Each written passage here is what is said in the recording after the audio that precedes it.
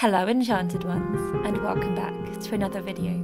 Today, join me as I explore, collect and DIY an autumn wreath with a magical twist made completely from nature. So sit back, relax and keep on watching.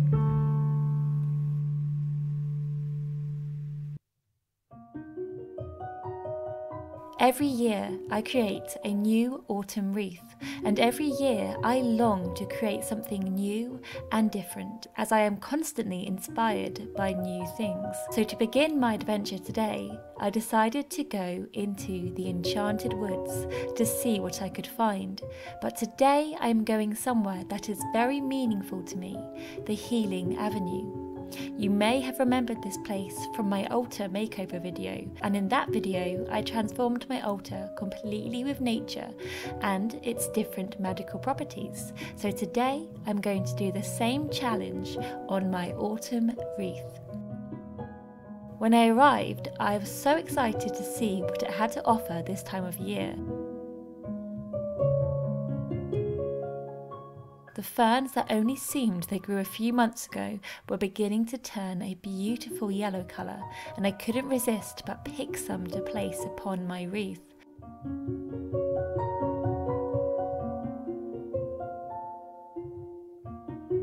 Not only the ferns, but the grasses beautifully swayed in the wind. I loved their rustic tones and airy fairy nature, and thought they would make a lovely texture on my wreath. One thing that looked so beautiful down the trail was the heather. There was so much of it, and I loved its colour and couldn't resist picking some to add some colour to my wreath. There was something about these items though that gave me a feeling, and I couldn't explain it. The textures, the colours, the more I picked, the more I felt so calm and in my element. I also found a few other items to help me fashion my wreath. A few fir cones as they've started to fall now. These were huge and I wasn't sure what I was going to do with them just yet. And also, to create the shape of my wreath, I collected these dried fir sticks. I find fir sticks to be so strong and great to craft with. And I strolled home with my new calm mindset from my walk. When I went home, I went straight to my altar to do a little bit of research on each item I had collected to understand a little bit more about them and also why I felt so serene.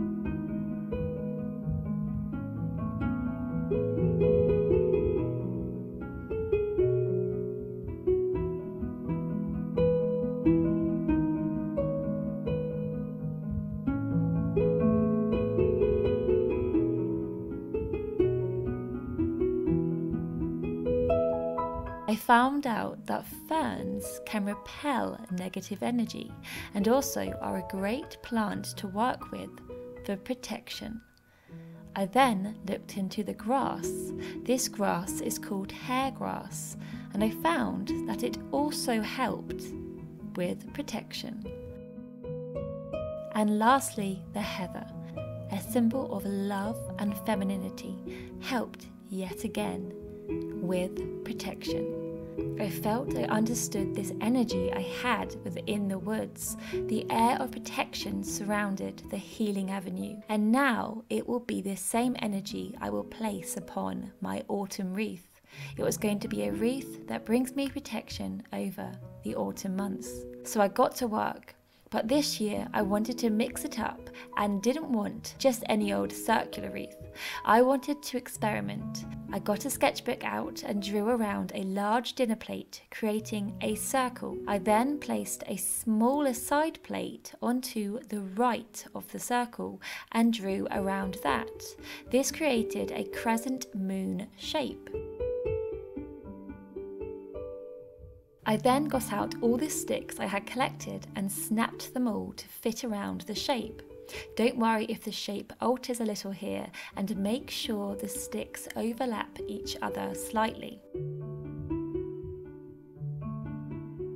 Once I got the crescent moon shape, I got out my trusty glue gun and glued all of the sticks into one another to sturdy the structure. I was so happy with this different and rustic shape of the crescent moon. Then, to make this structure stronger and cover up any exposed glue, I used string.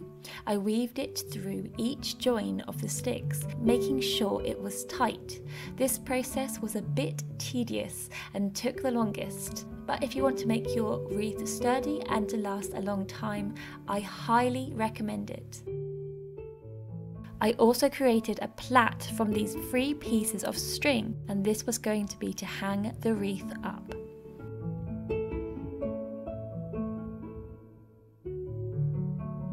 Now I had finished the basic shape, it was time for the fun part. So I experimented with different ways of putting everything onto the wreath, and once I had decided upon the perfect placement, I started placing the items on, starting with the grass. I gathered a few bunches of the grass and tied string around them to keep them in place. I then strung this onto the wreath. I crisscrossed 2 bunches onto either side of the moon, and it created the beautiful subtle texture I was after.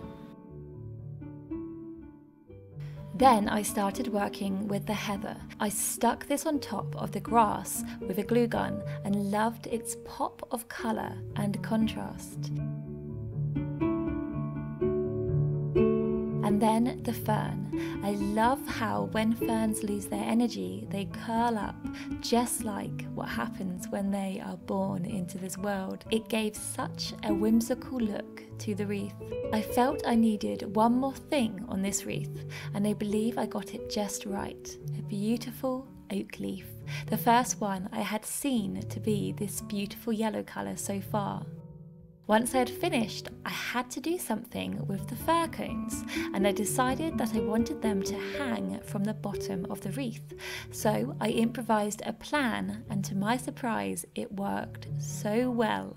I hung my wreath up and then cut 3 pieces of string and then tied them together. I then threaded this around the bottom of the wreath and plaited them together. Whilst I plaited, I imagined a white light around myself and the wreath.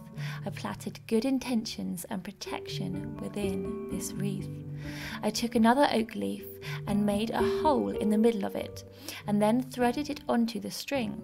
I then put a blob of glue onto the fir cone, placed it onto the string, and put the oak leaf onto this, covering up the glue in a very magical way. I repeated this 3 times, making the middle plait a bit longer, and I was so happy with the results. I had a beautiful sturdy wreath that not only looked magical, it was magical. When I had finished my wreath, it was such a beautiful twilight, just the perfect way to honour its beauty with the last remaining pieces of sun from the day. I was so happy with the results. I never thought it would look like this. I love the delicate airy-fairy grass mixed with the purple and the curled ferns. It feels so whimsical to look at, along with its protection qualities that will keep me protected all autumn long. And is it better than last year's? I think so. Thank you for watching, Enchanted Ones, and please let me know, what do you have in your area that you'd like to fashion a wreath from? I'd love to know. All my love, Alwyn.